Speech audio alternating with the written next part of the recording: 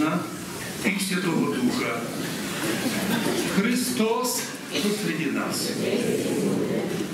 Нині читаємо послання апостола Павла к Ефесянам, знаменитое, благодатное послання Його слова, де призиває он нас возмогати в Господі, в державі кріпості Його, і щоб бути способними противлятися гріху всього світа, одітися во всеоружие Божие. Перед нами постає образ воїна. Що воїн на собі має? Шльом на голову, защитні кольчуги на ноги, на коліна, на груди друга кольчуга, щит, меч, пояс широкий, такий колись наші предки носили широкі пояса. І вот этот образ использує апостол Павел і каже: «Сього ради прийміть все оружие Божие, да возможете противостати в день лютий, і все, судіявши, стати». Буквально не впасти, стояти. «Станьте, убо припояснивши чресла ваші, череси ваші істиною, облегшися в броню правди, обувши в ноги готовність благовіствувати мир. Над цими же восприйміть щит віри. В ньому же возможете всі стріли лукавого рождення загасити і відбити. І шльом візьміть на голову, шльом спасіння, і меч духовний, котрий є Слово Божие.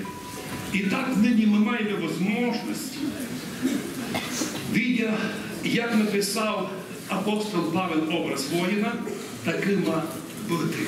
Бо этот мир уже 2000 років переслідує християнство у різних формах. То Римська імперія, котра хвалилася висотою римського права, пам'ятаєте, говорили з апостола Павла, не можна було бити, бо він громадянин Рима, його лише мож після суда бити.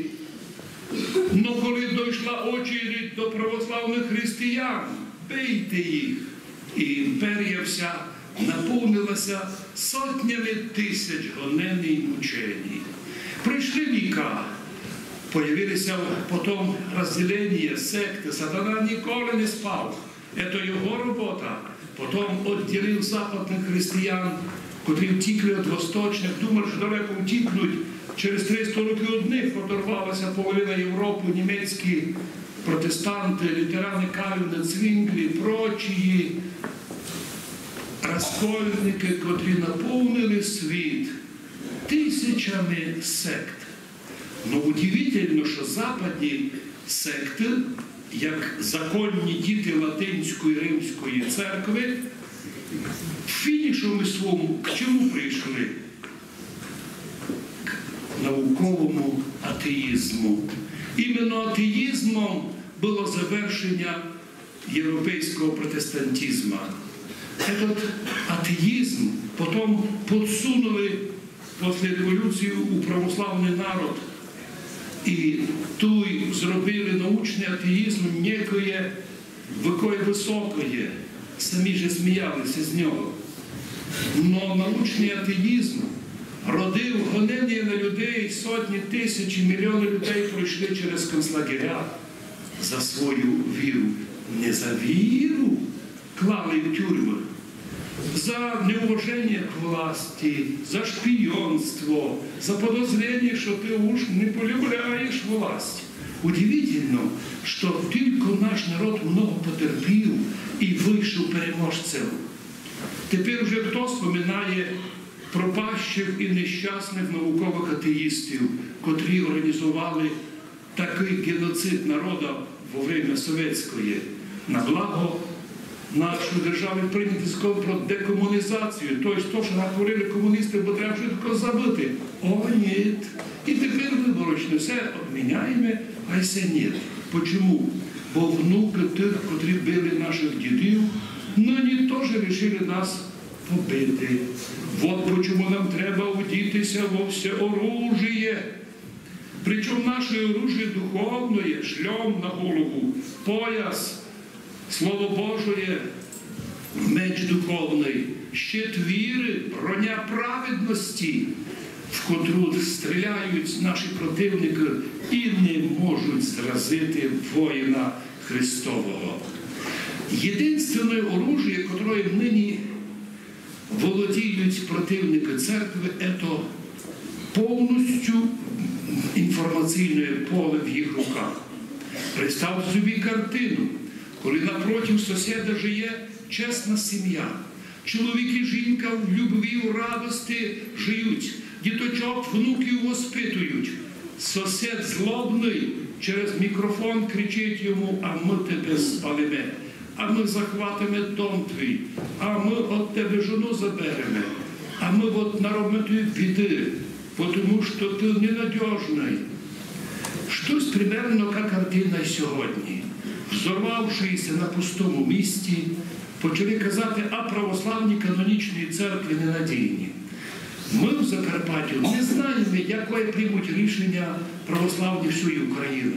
Но ми до 1945 року ніколи не були в складі Київської Русі.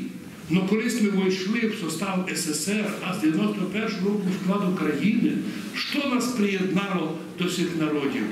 Віра православна, канонічна, не підставна, не сурогатна, не придумана чиновниками. Бідні, нещасні чиновники, котрих ми вибираємо, щоб нам службу служили, щоб нам обув почистили, плаття почистили, поль зганяли, а вони влізуть у душу нашу, а вони міняють нам віру. Завтра їх не буде, бо завтра другі будуть, а вони допомогли спішать наламати дров, укусити. От чому каже Павел: не бійтеся. Ведь то пережили вже 2000 років многі християни. Но щоб не бути сраженим, ну чому ти позираєш тот телевізор, котрий день у день неправду каже, або оплює твою сім'ю, твою жону, твою релігію, твою національність? Чому ти включаєш?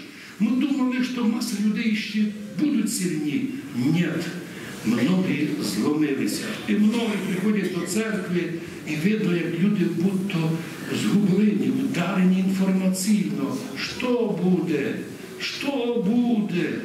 Відповідає сьогодні митрополит Онуфрій рішенням Синода Православної церкви. Ніч не буде. Буде так, як Бог дасть. Якщо і в нашій державі хтось дерзнув укусити церкву, що будто би названня з неї поміняти, будто би треба називалася Руська православна церква. Ми то, в принципі, в Закарпатті завжди були Карпато-Руська церква. У нас ніколи не було другої. Якщо ми вийшли з такого назву, то ми все вернемо. Але ми сьогодні підтримуємо єдинство Української православної церкви, національної у всій державі, по слову митрополита Онуфрія і по слову благословенного рішення священного синода. Ми сьогодні думаємо, що Господня милость призиває нас увидіти в Євангелії сьогодні ключове слово, коли ісцілялися прокаженні. Прокаженні 10 людей прийшло до Ісуса, а не мали права прийти ближче, кричали на розстоянні: Ісусе, наставниче, помилуй нас. Ці були люди хворі. Вони напозиралися телевізорів, наслухалися радіо, начиталися брехливих статей і стали проказники, прокаженні. Вони стали ненормальні, їх просто отодвинули із нормального общества. І тоді Господь помилував їх, прикликав їх і сказав: ну чому ви такі неуважні? Чому ви все їсте подряд, всі ядці, все слухаєте, все видите? Ну в столовій ви не берете все подряд. Вибираєте один салатик, убираєте одно-два блюда. Чому ви так не поступаєте, коли у світі, в інформаційному просторі, вуха розвивши, та все чути, все їсти, все промикати? Ми вже з вами говорили, що той случай, а класичний, коли жона оказалася в газеті, оклеветана газетою і названа нечесною, тоді звідали мужа, що робити, що тобі робити, що будеш робити? А він каже, в мене пару варіантів, піти та побити того редактора, знайти автора клеветника, забити його в тюрму. Ну я виберу другий варіант, бо я православний канонічної церкви. Я проігнорую ету ложь. І з любов'ю буду держатися своєї супруги. Ми сьогодні теж покликані ложь, блудників і обманщиків ігнорувати. Бо ложь настільки очевидна, що тільки непідготовлений або заведомо слабий, безпомочний може лише повірити тому, що происходить. Зато нині в Євангелії Господь каже: глядайте, вірую у Ісуса, в Його канонічну церкву, войти законними дверями. Це акцент проповіді митрополита Онуфрія. Бо каже сам Христос, заходячи в духовне життя, не через Христа Його церкву, а через ворожки, гадалки, екстрасенси, унії, всякі секти, є злодій і розбойник. Но не послухали їх овці. Каже Ісус, пастиря доброго так слухають, що він не йде ззаду овець, а напереді йде. А овці чують Його голос і з радостю біжать за Ним. За чужим не йдуть, бо не знають чужого голоса, а нині чужі голоса роздаються направо і вліво. Вот почему так важно увидіти нам сьогодні ще і в Євангелії 3, котре читалося, де Господь каже, прийдуть времена, коли будуть гонення, будуть вас гнати, виганяти із храмів, будуть вас безбожники, наукові атеїсти, до церкви не ходять, Богуся не молять і не будуть ходити. Но християн уже тепер не просто убежденнями кажуть, що наука доказала, Бога не є, а прийдуть під видом нової православної псевдоцеркви виганяти людей, живих людей, з усіма правами виганяти їх вон, нарушає все, що лише може придумати. Ясно? Тепер це особий случай. Мало того, каже Господь, когось із вас можуть побити, бо тоді люди, котрі в безумстві своїм борються з церквою, їм все вийде, що вони роблять добре. Каже Господь в Євангелії, котрі будуть вас бити і вбивати, будуть думати, що вони тим служать Богу. Хоча якому Богу? Скоріше сатані, який їх направляє на других християн. Ми нині би казали на основанні Євангелія апостола Павла, а чому то протестанти, католики і уніати сьогодні мовчать, що нашу церкву так нещасно власть переслідує? Чому мовчать? Ведь коли Сталін переслідував унію, то всі ревали. Тепер мовчать, а може би сказали разом, стоп, їх віру православну не любимо, не признаємо. Но не можеш їх бити, не можеш залізати в церкви. Всі мовчать. Європа мовчить, Америка мовчить, всі мовчать. А ми кажемо, небо не мовчить, бо сьогодні блаженніший Онуфрій благословив прочитати рішення синода, которое було пару днів назад, щоб успокоїти людей. І головний акцент – не боятися, не переживати, бути спокою, нікого не бити, не угрожати, просто далі мирно молитися, зная, що ще люди, котрі вже прийняли рішення робити всякі приступки, злочини, вони вже не встановлять, але ми мусимо, іного пуття не маємо, як послухатися голосу церкви, рішення Священного Синода від 15 грудня. 15 грудня 18 року у Києві на території Національного заповідника Софія-Київська состоявся так званий Об'єднавчий собор, на котрому було об'явлено о созданні нової церковної організації під назвою Православна Церква, котра возникла внаслідок об'єднання двох неканонічних структур, старої Української автокефальної православної церкви і Української православної церкви Київського патріархату. Таким образом, це собрання є об'єднанням тільки розкольників. І до Української православної церкви немає ніякого відношення. Для нашої церкви, по суті, ніч не змінилося, бо розкольники таки всталися в розколі, а Українська православна церква остається істинною церквою на Україні. Никому в мире не подвергая сомнению дійсність єпископських і священнических положений духовенства Української православної церкви і благодатність совершаемых в нашій церкві таїнств, чого не може повісти про новосозданну структуру, яку ще ніхто не признав, возможно, так і останеться. И с жалем сообщаем, что за уклонение в раскол Священный Синод вынужден был освободить от управления епархией и наложить запрет в служении на Преосвященного митрополита Винницкого Симеона, а также запретить служению митрополита Переслава Хмельницкого Александра. Призываем вас, дорогі владики, отці, браті і сестри, молитися за вразумлення і возвращення в лоно церкви пом'янутих владик і всіх тих, кого уклонився розколу. Наша церква, як любяща мати, із надіждою чекає їх возвращення. Жаль нам, що одним із ініціаторів сьогоднішніх іспитань для Української православної церкви став Константинопольський патріархат, який аргументує своє право вмішуватися в наші церковні діла тим, що церква колись 300 років назад знаходилася в його юрисдикції.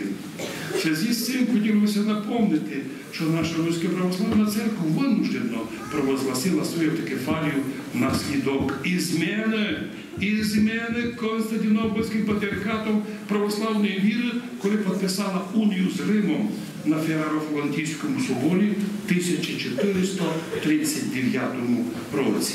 Ця духовна зміна православної віри стала головною причиною, що від Константинополя відділилася Київська митрополія. Унія визвала великий надлом у церковних відношеннях і на довір'ї, котрі пізніше були усубрані тим, що на протяженні віков більше тяжкі часи іспитання для православних в наших землях. От Константинопольської церкви не було ніякої должної пастирської опіки і помочі. Не було. За 300 років не було.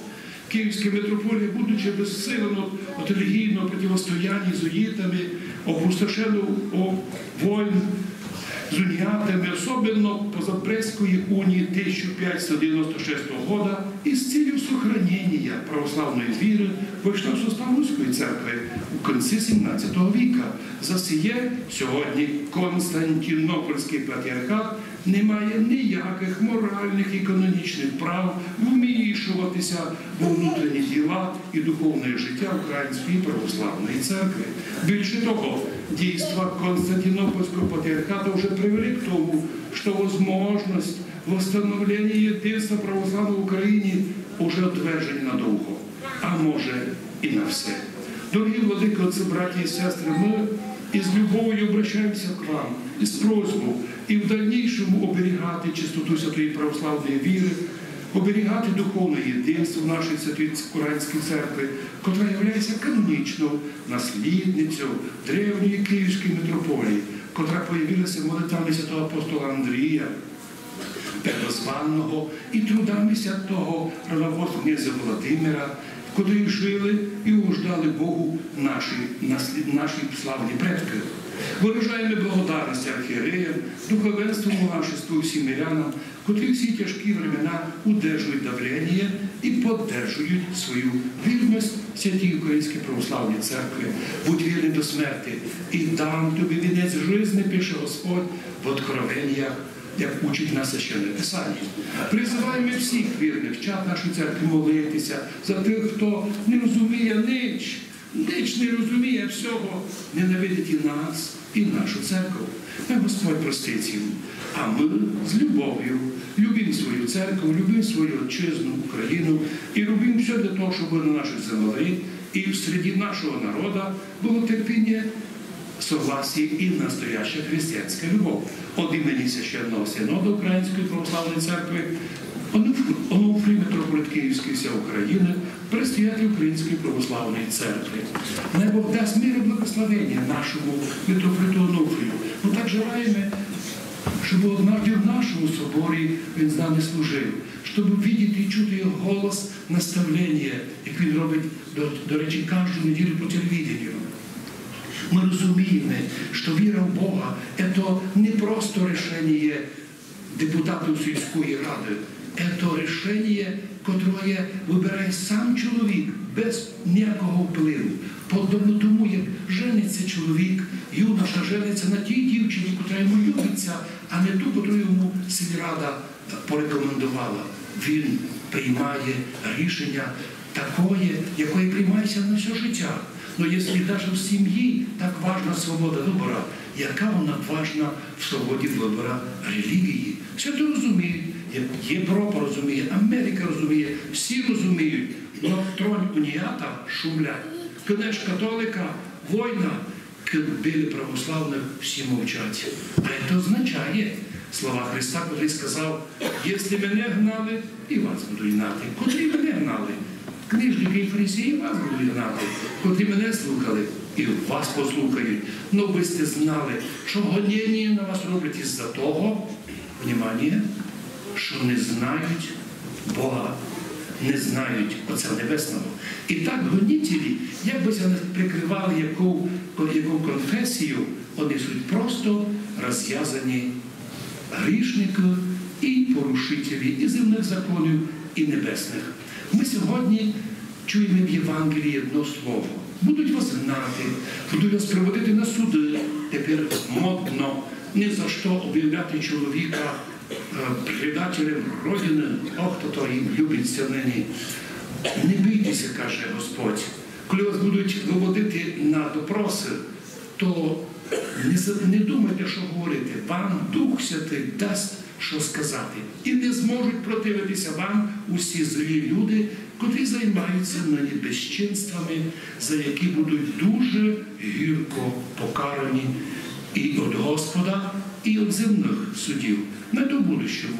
А сьогодні ми кажемо, Господи, ми віримо Твоєму Слову, котре сказано в Євангелії, і голос із голови вашої не буде повреждений. О, якщо Бог знає за кожен наш голос у голові, на нашій голові, і він не буде повреждений, тим більше віримо, не буде повреждена наша душа. А чи хтось і вражає нам, наприклад, на днях прийшло таке письмо в інтернеті, що ніч не зробите, привезення на 3 автобусах людей, будуть голосувати в вашому соборі, проголосують за Філарета і ніч не зробите. Ми не відповідали ніч, тому що розуміємо, що це вже не голос чоловіка, це вже голос сатани, вийшовшого із пекла. Господи, благослови нашого митрополита Онуфрія, благослови наших архієреїв і нашого владику Фьодора, який твердо має свою позицію. Дякуємо Богу за наших соборних духовенства, що ніхто не йшов. Навіть у Вінницькій єпархії, де знаменитий стан Сімеон, дуже хотів бути великим, з 300 приходів, тільки 3 приходи лишилися йому з ним. Все остальне його лишило в Вінниці, де він був такий великий. Мало того, і сам собор, перед тим, як вертатися до миру, йому захватили його же там групка, щоб він мав куди вернутися, бо народ його лишив.